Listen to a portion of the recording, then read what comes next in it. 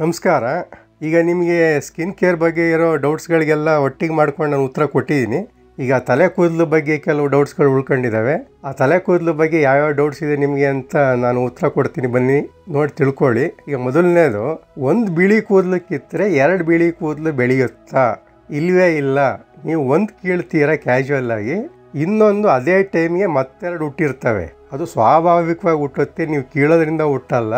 ಆಗ ನೀವೇನು ಅಂದ್ಕೊಳ್ತೀರಾ ಅಂತ ಅಂದರೆ, ಇದನ್ನು ಕಿತ್ತಿದ್ರಿಂದ 2 ಕೂದಲು ಜಾಸ್ತಿ ಆಯಿತು, ನಾನು ಕೀಳ್ತಿರೋದ್ರಿಂದ ಬಿಳಿ ಕೂದಲು ಜಾಸ್ತಿ ಆಗ್ತಾ ಇದೆ ಅಂತ ಅಂದ್ಕೊಳ್ತಿರೋ ಹೊರತು, ನೀವು ಕೀಳೋದ್ರಿಂದ ಮತ್ತೆ ಬಿಳಿ ಕೂದಲು ಜಾಸ್ತಿ ಆಯಿತು ಅಥವಾ ಡೈ ಹಾಕೋದ್ರಿಂದ ಬಿಳಿ ಕೂದಲು ಜಾಸ್ತಿ ಆಯಿತು ಅನ್ನೋದು ಶುದ್ಧ ಸುಳ್ಳು, ತಪ್ಪು ಕಲ್ಪನೆ. ಎರಡನೇದು, ಏರ್ ಆಯಿಲ್ ಚೆನ್ನಾಗಿದ್ದಷ್ಟು ತಲೆ ಕೂದಲು ದಟ್ಟವಾಗಿ ಬೆಳೆಯುತ್ತಾ? ಖಂಡಿತ ಇಲ್ಲ. ನಿಮ್ಮ ಏರ್ ಫಾಲಿಕಲ್ಸ್ ಅಂದರೆ ನಿಮ್ಮ ಕೂದಲ ಬೇರ್ ಎಷ್ಟಿರುತ್ತೋ ಅಷ್ಟೇ ಬೆಳೆಯೋದು, ದಟ್ಟ ಅಂತೂ ಆಗಲ್ಲ. ಗುಂಗುರು ಕೂದಲರಿಗೆ ಏರ್ ಫಾಲಿಕಲ್ಸ್ ಕಡಿಮೆ ಇರುತ್ತೆ, ಅದೇ ಸ್ವಲ್ಪ ಸ್ಟ್ರೈಟ್ ಇರೋರಿಗೆ ಏರ್ ಫಾಲಿಕಲ್ಸ್ ಜಾಸ್ತಿ ಇರೋದ್ರಿಂದ ದಟ್ಟ ಇರುತ್ತೆ. ಗುಂಗುರು ಕೂದಲರಿಗೆ ಬೇರ್ ಕಡಿಮೆ ಇದ್ರೂ ಅವ್ರ ಕೂದಲು ಗುಂಗುರಾಗಿ ಅಲ್ಲೇ ಸುತ್ಕೊಳ್ಳೋದ್ರಿಂದ ಅದು ಕೂಡ ದಟ್ಟವಾಗಿ ಕಾಣಿಸುತ್ತೆ, ಆದರೆ ಒಳಗಡೆ ಬೇರ್ಗಳವ್ರಿಗೆ ಕಡಿಮೆ ಇರುತ್ತೆ. ಏರ್ ಆಯಿಲ್ನಿಂದ ಉದ್ದವಾಗಿ ಬೆಳೆಯುತ್ತಾ? ಏರ್ ಆಯಿಲ್ಲು ಮಸಾಜ್ಗೆ ಸಹಾಯ ಮಾಡಿ ಕೂದಲು ಬುಡದಲ್ಲಿ ರಕ್ತ ಸಂಚಾರ ಜಾಸ್ತಿ ಮಾಡಿ ಕೂದಲು ಬೆಳೆಯಲು ಕಾರಣ ಆಗುತ್ತೆ ಅಷ್ಟೇ. ಕೂದಲು ಮಾಮೂಲಿ ಎಷ್ಟು ಬೆಳೆಯುತ್ತೋ ಅಷ್ಟೇ ಬೆಳೆಯೋದು. ತಿಂಗಳಿಗೆ 1 ಸೆಂಟಿಮೀಟರ್ ಮ್ಯಾಕ್ಸಿಮಮ್ ಬೆಳೆಯುತ್ತೆ, ಅದಕ್ಕಿಂತ ಜಾಸ್ತಿ ನೀವೇನೇ ಮಾಡಿದ್ರು ಬೆಳೆಯಲ್ಲ. ಅದನ್ನ ಹಾಕಿ ಇದನ್ನ ಹಾಕಿ ನನ್ನ ಕೂದಲು ಎಷ್ಟು ಉದ್ದ ಬೆಳೀತು ನೋಡಿ ಅಂತ ಸುಳ್ಳು ಬೊಗಳೋ ಜನಗಳನ್ನ ದಯವಿಟ್ಟು ನಂಬೇಡಿ. 4ನೇದು, ಏರ್ ಲಾಸು ತಾಯಿಯ ಜೀನ್ಸ್ ಮೇಲೆ ಮಾತ್ರ ಡಿಪೆಂಡ್ ಆಗಿರುತ್ತೆ, ತಂದೆ ಕಡೆಯಿಂದ ಬರಲ್ಲ. ಇದು ನಿಜಾನಾ? ಇಲ್ಲ, 2 ಕಡೆಯಿಂದಲೂ ಬರುತ್ತೆ. 5ನೇದು, ತಲೆಗೆ ಹ್ಯಾಟ್ ಹೆಲ್ಮೆಟ್ ಹಾಕಿದರೆ ಕೂದಲು ಜಾಸ್ತಿ ಉದುರುತ್ತೆ. ಇಲ್ಲ, ಹ್ಯಾಟು ಹೆಲ್ಮೆಟ್ ಹಾಕೋದ್ರಿಂದ ಕೂದಲಿಗೆ ಯಾವುದೇ ಸಮಸ್ಯೆ ಆಗಲ್ಲ. ಏರ್ ಫಾಲಿಕಲ್ಸ್ ಅಂದರೆ ಬೇರು ಡೀಪಾಗಿ ಒಳಗಡೆ ಇರುತ್ತೆ, ಅದರಿಂದ ಹೆಲ್ಮೆಟ್ ಅದಕ್ಕೇನು ಪ್ರಾಬ್ಲಮ್ ಮಾಡಲ್ಲ. ಅದರಿಂದ ಹೆಲ್ಮೆಟ್ನ ಸುಮ್ಮನೆ ದೂರಬೇಡಿ. ಆ ರೀತಿ ಆಗೋದಾದರೆ ಈಗ ಕ್ರಿಕೆಟ್ ಪ್ಲೇಯರ್ಸ್ ಯಾವಾಗಲೂ ಆಗ್ತಾರೆ. ಹಾಗಾದರೆ ಎಲ್ರಿಗೂ ಕೂದಲು ಉದುರೋಗಿದೆಯಾ? ನೀವೇ ಒಂದ್ಸಲ ನೋಡಿ. ಕೂದಲ ಸ್ಪ್ಲಿಟ್ ಎಂಡ್ಸ್ ಮತ್ತು ಕೂಡ್ಕೊಳ್ಳುತ್ತಾ? ಖಂಡಿತ ಕೂಡ್ಕೊಳ್ಳಲ್ಲ. ಒಂದ್ಸಲ ಸ್ಪ್ಲಿಟ್ ಎಂಡ್ಸ್ ಆಯಿತು ಅಂತ ಅಂದರೆ ಅದು ಸ್ಪ್ಲಿಟ್ಟೆ, 2 ಮತ್ತೆ ಜಾಯ್ನ್ ಆಗೋ ಚಾನ್ಸೇ ಇಲ್ಲ. ಸ್ಪ್ಲಿಟ್ ಎಂಡ್ಸ್ನ ಆಗೇ ಬಿಟ್ಟರೆ ಸ್ಪ್ಲಿಟ್ಟಿಂಗ್ ಜಾಸ್ತಿ ಆಗಿ ಇನ್ನೂ ಜಾಸ್ತಿ ಆಗ್ತಾ ಹೋಗುತ್ತೆ. ಎಲ್ಲಿವರೆಗೆ ಸ್ಪ್ಲಿಟ್ ಆಗಿದೆಯೋ ಅಲ್ಲಿವರೆಗೆ ಕಟ್ ಮಾಡೋದು ಒಳ್ಳೆಯದು. ಆಮೇಲೆ ಬರೋ ಪ್ರಶ್ನೆ, ಕೂದಲು ಬೋಳ್ಸಿದ್ರೆ ತಿಕ್ಕಾಗಿ ಲಾಂಗ್ ಬೆಳೆಯುತ್ತಾ? ಇಲ್ಲ, ನೀವು ಕೂದಲು ಬೋಳ್ಸೋದು ಏರ್ ಫಾಲಿಕಲ್ಸ್ನ ಅಂದರೆ ಬೇರನ್ನಲ್ಲ, ಆದುದರಿಂದ ಯಾವುದೇ ವ್ಯತ್ಯಾಸ ಆಗಲ್ಲ. ನಂತರ ಬರೋ ಪ್ರಶ್ನೆ ಏನಪ್ಪ ಅಂತ ಅಂದರೆ, ಬಿಳಿಗಾಗಿರೋ ಕೂದಲು ಮತ್ತೆ ಕಪ್ ಮಾಡ್ಬೋದಾ? ಸಾಧ್ಯನೇ ಇಲ್ಲ. ಡೈ ಬಿಟ್ಟರೆ ಬೇರೆ ದಾರಿ ಇಲ್ಲ. ಇದು ಪ್ರಕೃತಿಯ ಸಹಜ ಪ್ರಕ್ರಿಯೆ. ಬಾಲ್ಯದಲ್ಲಿಯೇ ಬಂದರೆ ಪೋಷಕಾಂಶಗಳ ಕೊರತೆ ಇದೆಯಾ ಅಂತ ನೋಡಿ ಅದನ್ನು ಸರಿ ಮಾಡ್ಬೋದು, ಆದರೆ ವಯಸ್ಸಿನಿಂದ ಬರೋ ಬಿಳಿ ಕೂದಲನ್ನ ಯಾವುದೇ ಕಾರಣಕ್ಕೂ ಕಪ್ ಮಾಡೋಕ್ಕಾಗಲ್ಲ. ಈ ರೀತಿ ಸುಳ್ಳು ಹೇಳೋರನ್ನ ದಯವಿಟ್ಟು ನಂಬೇಡಿ. ಸುಮ್ಮನೆ ಟ್ರೈ ಮಾಡಿ, ಕೂದಲು ಇನ್ನೂ ಡ್ಯಾಮೇಜ್ ಮಾಡ್ಕೋಬೇಡಿ. ನೀವು ಒಳ್ಳೆ ಕಂಪ್ನಿಯ ಡೈ ಆರಿಸ್ಕೊಂಡು ಡೈ ಮಾಡ್ಕೊಳ್ಳಿ. ಡೈ ಮಾಡೋದ್ರಿಂದ ತಪ್ಪೇನೂ ಇಲ್ಲ.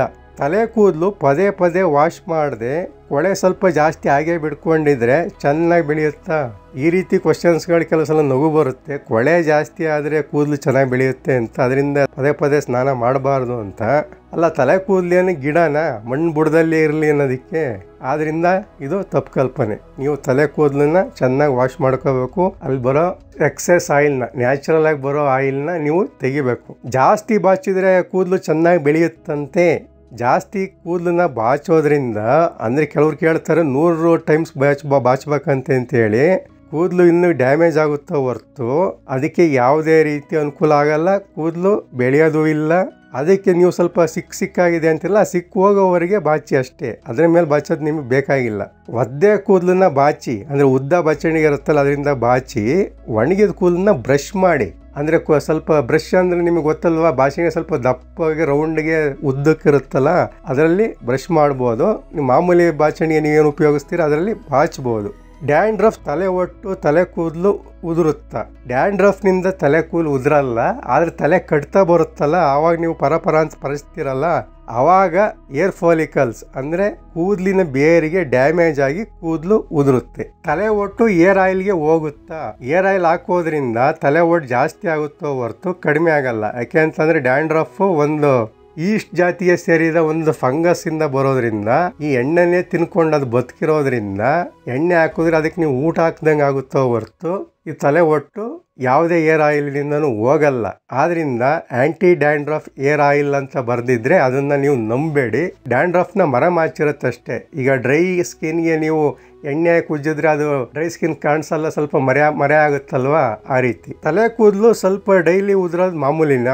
ಹೌದು, 150ರಿಂದ 200 ಡೈಲಿ ಉದುರೋದು ನಾರ್ಮಲ್ಲು, ಪ್ರಾಬ್ಲಮ್ ಏನೂ ಇಲ್ಲ. ಅದ್ರ ಬಗ್ಗೆ ತಲೆ ಕೆಡಿಸ್ಕೋಬೇಡಿ. ತುಂಬ ಉದುರಿದ್ರೆ ತಲೆ ಕೆಡಿಸ್ಕೊಳ್ಳಿ, ಸ್ವಲ್ಪ ಉದುರೋದು ಅದು ನ್ಯಾಚುರಲ್ಲು. ಈಗ ವಯಸ್ಸಾದ್ಮೇಲೆ ಜನಗಳು ಇಲ್ಲಿಂದ ಉದುರೋಗ್ಲೇಬೇಕಲ್ವಾ, ಅದೇ ರೀತಿ ತಲೆ ಕೂದಲು ಉದುರೋಗುತ್ತೆ. ಈಗ ಶಾಂಪೂ ಮತ್ತು ಕಂಡೀಷನರ್ಗಳ ಬಗ್ಗೆ ತುಂಬ ಕನ್ಫ್ಯೂಷನ್ನು. ಶಾಂಪೂ ಕ್ಲೀನ್ ಮಾಡೋದಕ್ಕೆ ಅಂದರೆ ಅದನ್ನು ನೀವು ತಲೆ ಕೂದಲು ಅಂದರೆ ಸ್ಕಾಲ್ಪ್ಗೆ ಉಪಯೋಗಿಸ್ಕೋಬೇಕು, ಅಲ್ಲಿ ಕ್ಲೀನ್ ಮಾಡಬೇಕು. ಆದರೆ ಕಂಡೀಷನರು ಸ್ಕಾಲ್ಪ್ ಯಾವ ರೀತಿನೂ ಹೆಲ್ಪ್ ಮಾಡಲ್ಲ, ಆದರೆ ಕೂದಲಿಗೆ ಒಳ್ಳೆಯದು. ಅದರಿಂದ ಪೂರ್ತಿ ಕೂದಲು ಲೆಂತ್ ನಿಮ್ದು ಎಷ್ಟಿರುತ್ತೋ ಅಲ್ಲಿಗೆ ನೀವು ಕಂಡೀಷನರ್ ಹಾಕಬೇಕು. ಈಗ ಅರ್ಥ ಆಯ್ತಲ್ವಾ? ಶಾಂಪೂ ಇರೋದು ವಾಶ್ ಮಾಡೋದಕ್ಕೆ, ಕಂಡೀಷನ್ ಇರೋದು ನಿಮ್ಮ ಕೂದಲನ್ನ ಒಂದು ಒಳ್ಳೆ ಸ್ಟೇಜಲ್ಲಿ ಇಟ್ಕೊಳ್ಳೋದಕ್ಕೆ. ಅದರಿಂದ ಈಗ ಶಾಂಪೂನ ಬುಡಕ್ಕೆ ಹಾಕಿ ಕಂಡೀಷನರ್ನ ಕೂದಲಿಗೆ ಹಾಕಿ. ಮಕ್ಕಳು ಕೂದಲನ್ನ 1 ವರ್ಷದೊಳಗೆ ಬೋಳಿಸ್ಬೇಕಾ? ನೀವು ಬೋಳಿಸಿ ಅಥವಾ ಬಿಡಿ, ಅದೆಷ್ಟು ಬೆಳಿಬೇಕು ಅಷ್ಟೇ ಬೆಳೆಯೋದು, ಯಾವುದೇ ಡಿಫ್ರೆನ್ಸ್ ಆಗಲ್ಲ. ಗಂಡಸರು ಮಾತ್ರ ಬಾಲ್ಡ್ ಆಗ್ತಾರಾ? ಇಲ್ಲ, ಇಬ್ಬರು ಆಗ್ತಾರೆ. ಗಂಡಸ್ರದ್ದು ಮುಂದೆಯಿಂದ ನೀಟ್ ಶೇವ್ ಮಾಡಿದ ರೀತಿ ಕಡಿಮೆ ಆಗ್ತಾ ಹೋಗುತ್ತೆ, ಇದನ್ನ ಮೇಲ್ ಪ್ಯಾಟರ್ನ್ ಬಾಲ್ಡ್ನೆಸ್ ಅಂತ ಕರಿತೀವಿ. ಆದರೆ ಹೆಂಗಸ್ರದ್ದು ತಿನ್ನಾಗುತ್ತೆ, ಅವ್ರದ್ದು ಗಂಡಸ್ರ ಥರ ಮುಂದ್ಗಡೆಯಿಂದ ಕಡಿಮೆ ಆಗ್ತಾ ಹೋಗಲ್ಲ. ಆದರೆ ದಟ್ಟಾಗಿರೋ ಕೂದಲು ತೆಳುವಾಗ್ತಾ ಹೋಗುತ್ತೆ, ಮುಂದಿನಿಂದ ಗಂಡಸ್ರ ಥರ ಉದುರಲ್ಲ. ಅವ್ರದ್ದು ಏರ್ ಲೈನ್ ಆಗೇ ಇರುತ್ತೆ, ತೆಳುವಾಗುತ್ತೆ ಅಷ್ಟೇ. ಬಾಲ್ಡ್ನೆಸ್ ಟೆಸ್ಟೋಸ್ಟಿರೋನ್ ಅನ್ನೋ ಹಾರ್ಮೋನ್ನಿಂದ ಜಾಸ್ತಿ ಆಗುತ್ತಾ? ಇಲ್ಲ, ಆದರೆ DHT ಅಂತ ಒಂದು ಹಾರ್ಮೋನ್ ಇದೆ, ಅದರಿಂದ ಏರ್ ಲಾಸ್ ಕಾರಣ ಆಗುತ್ತೆ. ಆಮೇಲೆ ಬರೋ ಪ್ರಶ್ನೆ, ಜಾಸ್ತಿ ಶಾಂಪೂನಿಂದ ಸ್ನಾನ ಮಾಡೋದ್ರಿಂದ ಕೂದಲು ಜಾಸ್ತಿ ಉದುರುತ್ತಾ? ಶಾಂಪೂ ನಿಮ್ಮ ಕೂದಲನ್ನ ಕ್ಲೀನ್ ಮಾಡೋದಕ್ಕಿರೋದು, ಶಾಂಪೂನ ಸ್ನಾನಕ್ಕೂ ಕೂದಲು ಉದುರೋದಕ್ಕೂ ಯಾವುದೇ ಸಂಬಂಧ ಇಲ್ಲ. ಕೊನೆ ಪ್ರಶ್ನೆ, ವಿಟಮಿನ್ಸ್ ಇರೋ ಏರ್ ಆಯಿಲ್ ಹಚ್ಚಿದ್ರೆ ಒಳ್ಳೆಯದಾ? ಫಸ್ಟ್ ಆಫ್ ಆಲ್ ಏರ್ ಆಯಿಲ್ನಿಂದ ಯಾವುದೇ ಅನುಕೂಲ ಇಲ್ಲ, ಮಸಾಜಿಗೆ ಮಾತ್ರ ಹೆಲ್ಪ್ ಆಗುತ್ತೆ. ಈಗ ಕೂದಲು ಡೆಡ್ ಟಿಶ್ಯೂ ಮೇಲೆ ನೀವು ವಿಟಮಿನ್ಸ್ ಹಾಕಿದ್ರೆ ಪ್ರಯೋಜನ ಇಲ್ಲ.